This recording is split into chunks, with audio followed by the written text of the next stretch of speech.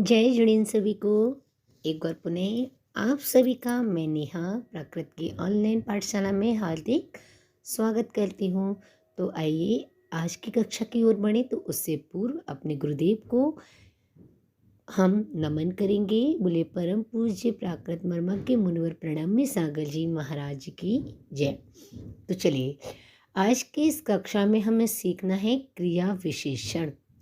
क्रिया विशेषण कालवाचक जो काल के बारे में बताएं, ऐसे कालवाचक क्रिया विशेषण अव्यय को हम देखेंगे। तो चलिए आगे बढ़ेंगे। सबसे पहले इयाड़िम या इयाड़ी, इसका अर्थ होता है इस समय। तैयाड़ी तैयाड़िम उस समय। जैया जैया यानी कि जब, और जम जम को भी जब कहते हैं। तो जैया और जम का अर्थ क्या होता है जब। इसी तरह कैया कैया का अर्थ होता है कब। काहे का अर्थ भी कब होता है। तो याद कीजिए कैया या काहे कब के लिए। तैया यानी कि तब। तो तैया और ता का अर्थ भी तब के लिए होता है। तो ता और तैया। जाव जब तक, ताव तब तक। अभी हमने आगे देखा था कैया और काहे। तो काहे कब, जम जब, ता तब। अब हम संस्कृत में प्रयोग करते हैं, कई बार हिंदी में भी प्रयोग करते पुनः, है ना। पुनः यानी कि फिर से।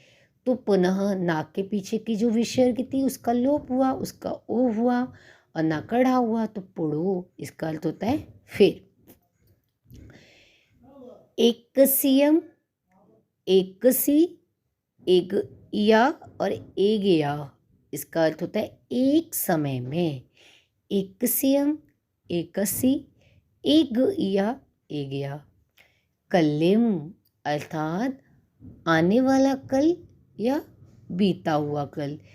जब हम वाक्य बनाएंगे तो वाक्य के आधार पर जो क्रिया होगी, क्रिया हमें बताएगी कि आने वाला कल है या बीता हुआ कल।